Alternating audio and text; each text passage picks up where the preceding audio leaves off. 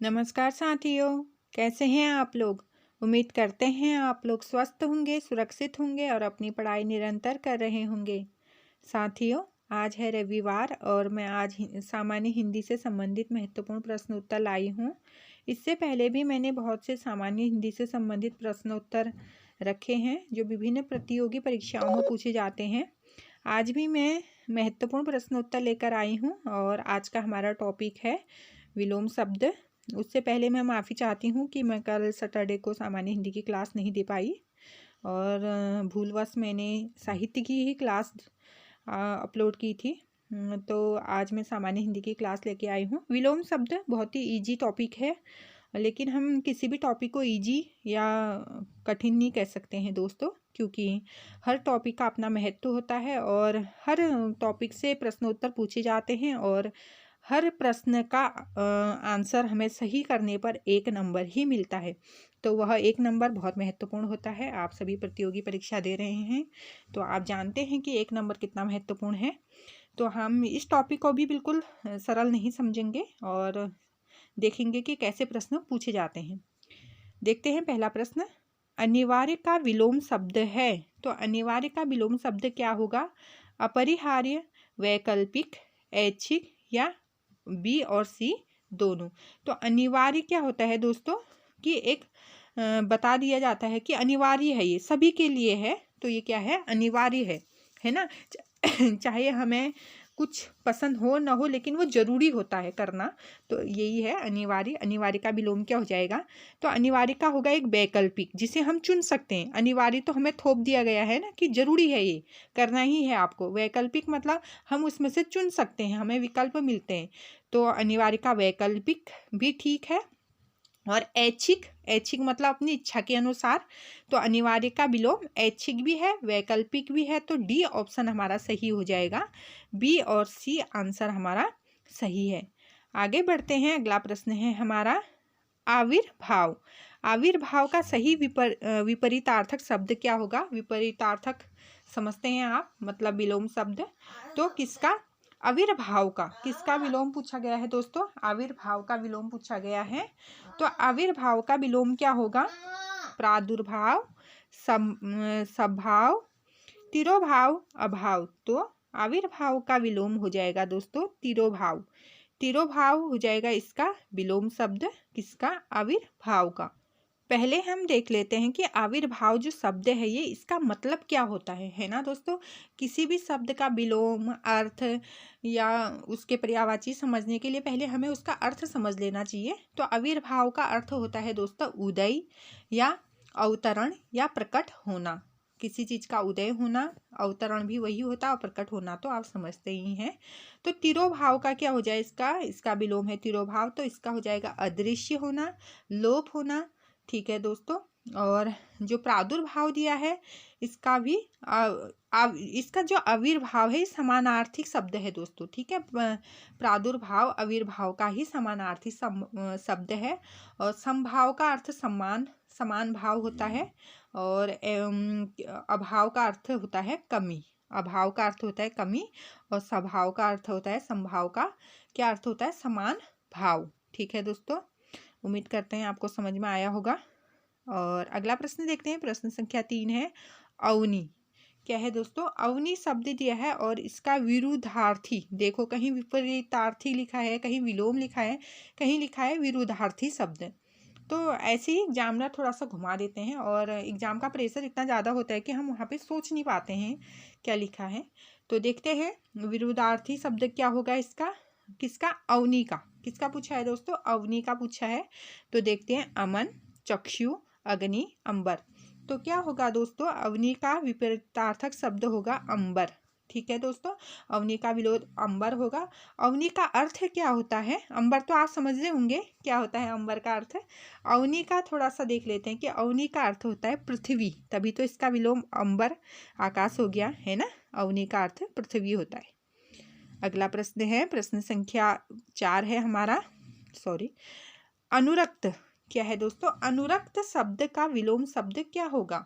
तो ऑप्शन देख लेते हैं। अनुरक्ति, विरक्ति, अनर्थ, विरक्ति।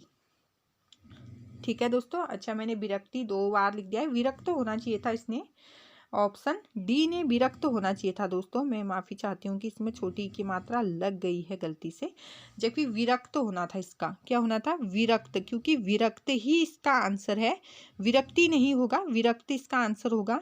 अनुरक्त का विरक्त होगा, ठीक है दोस्तों। और अनुरक्ति होता तब विरक्ति होता।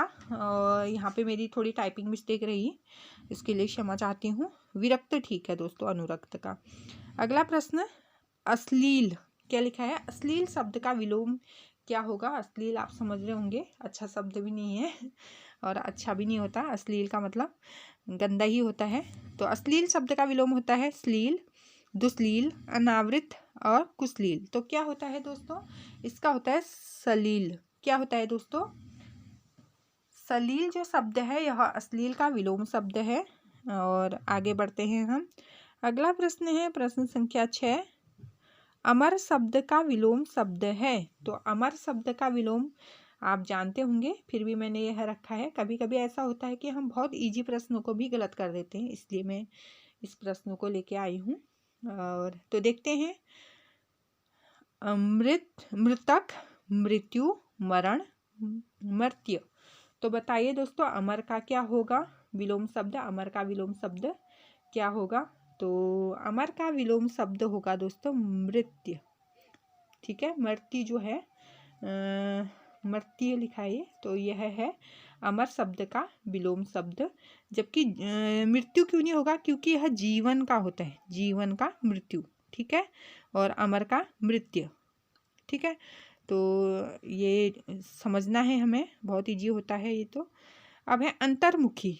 क्या लिखा है? अंतर्मुखी का विलोम शब्द क्या होगा? तो जगतमुखी, वाचाल, चतुर्मुखी, बहिर्मुखी। तो आप समझ रहे होंगे, अंतर्मुखी का विलोम शब्द बहिर्मुखी, अंतरंग, बहिरंग ऐसे भी पूछा जाता है। आगे देखते हैं, अथ का विलोम शब्द क्या होगा? अथ कितनी बार पूछा जाता है ये विलोम शब्द? तो अथ का विलोम शब्द क्या होगा? अथक, पृथक, इति, अति। तो क्या होगा दोस्तों? अथ का विलोम शब्द होगा इति। ऑप्शन सी हमारा सही हो जाएगा। अथ का विलोम शब्द होगा इति, ठीक है दोस्तों। आगे बढ़ते हैं, अगला प्रश्न देखते हैं। प्रश्न संख्या 9 है अनुरक्ति।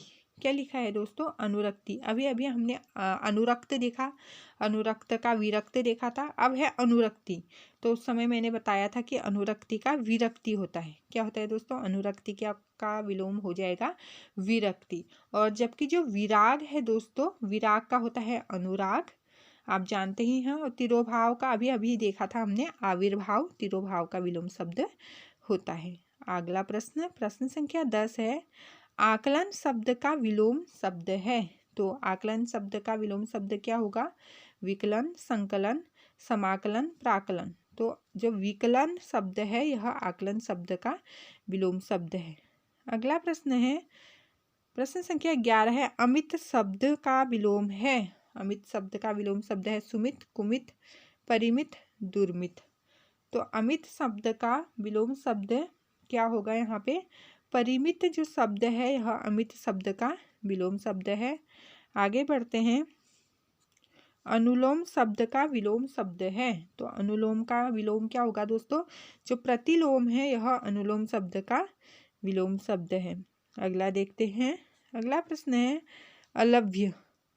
अलव्य का विलोम शब्द क्या होगा? सुगम, सहज, सरल, सुलभ। तो क्या है दोस्तों? अलव्य का होगा सुलभ, ठीक है दोस्तों। ऑप्शन डी सही हो जाएगा हमारा। अगला प्रश्न देखते हैं, प्रश्न संख्या 14 है हमारा अवर। क्या लिखा है दोस्तों? अवर का विलोम शब्द क्या होगा? क्या लिखा है? अवर जो शब्द है इसका विलोम शब्द क्या होगा? तो हमें देखना है अवर का विलोम शब्द क्या होगा? लघु, प्रवर, सुअर, कनिष्ठ। तो अवर शब्द का विलोम शब्द होगा ऑप्शन बी, प्रवर जो शब्द है यह अवर शब्द का विलोम होगा। जबकि लघु का विलोम आप जानते होंगे गुरु, लघु और गुरु ये मात्राओं में भी हम जानते हैं इनको, तो लघु का गुरु हो जाएगा। और कनिष्ठ जो शब्द है इसका वरिष्ठ होता है, कनिष्ठ का विलोम क्या होता है? वरिष्ठ होता है।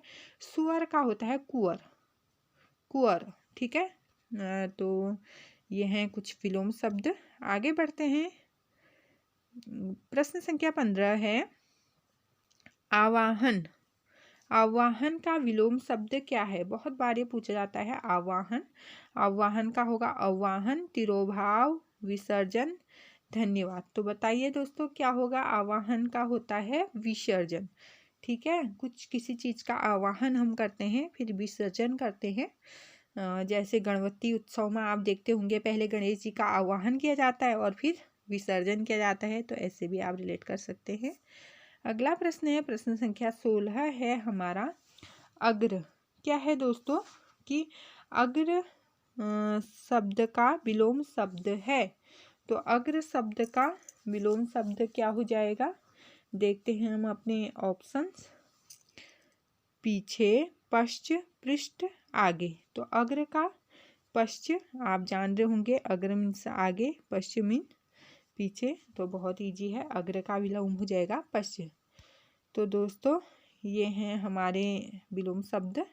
उम्मीद करते हैं ये विलोम शब्द भी आपको महत्वपूर्ण लगे होंगे और कम ही प्रश्न उत्तर मैंने रखे क्योंकि मैं उन प्रश्नों को लेके आई जो बार बार पूछे जाते हैं। कुछ और विलोम शब्द हैं जैसे आप कर सकते हो अग्रज का अनुज, लघु गुरु मैंने बताई दिया अभी, छोटा बड़ा ये तो बहुत नॉर्मल सी बातें हैं। जैसे सूक्ष्म का स्थूल पूछा जाता है, अनाथ का सनाथ, अज्ञ का विज्ञ भी होगा, प्रज्ञ भी होता है अज्ञ का, अज्ञ शब्द का, आहूत का अनाहुत, और क्या था मरण का मृत्यु, ऐसा भी अमर का मृत्यु, सॉरी अमर का मृत्यु अभी अभी हमने पढ़ा था। अग्र का पश्चिम और पूर्व का पश्चिम, आगे पीछे ये तो आप जानते ही हैं इजी से। उदार का अनुदार होता है, व्यय का अव्यय होता है, और जो निर्भय होता है उसका भयभीत होता है। और कृतज्ञ, कृतज्ञ और कृतघ्न बहुत बार पूछा जाता है कि कृतज्ञ का विलोम शब्द क्या होगा। तो यह कृतज्ञ है। ठीक है दोस्तों, कर्सर से मैं सही भी नहीं लिख पा रही हूँ, उसके लिए क्षमा चाहूंगी। और कृतज्ञ का विलोम शब्द क्या होता है दोस्तों? कृतघ्न होता है। ठीक है, ऐसे लिखा होता है कुछ। कृतज्ञ अर्थात जो किसी का उपकार मानता है, कृतघ्न जो उपकार नहीं मानता है। तो ये शब्द भी बहुत बार पूछा जाता है, इसलिए मैंने रखा ये। उत्थान का पतन होता है, प्रस्थान का आगमन होता है, और विस्थापन का क्या होता है दोस्तों? ये संस्थापन होता है, विस्थापन का संस्थापन। ये बहुत महत्वपूर्ण विलोम शब्द हैं ये, जो बार बार पूछे जाते हैं। और कुछ जैसे क्या होता है, उन्मुख एक शब्द होता है, उसका विमुख होता है। रित का अनृत होता है, गत का अनागत होता है, मंद का द्रुत होता है। ठीक है दोस्तों, ये विलोम शब्द हमें जान लेनी चाहिए। और तो कैसी लगी आपको ये क्लास? उम्मीद करते हैं आपको क्लास अच्छी लगी होगी। इसी तरह मेरे साथ बने रहने के लिए हिंदी चैनल IQ को ज़रूर सब्सक्राइब एंड लाइक करें। और जो साथी जुड़े हैं और अंत तक वीडियो देख रहे हैं उनका बहुत बहुत धन्यवाद। तो बाय बाय दोस्तों।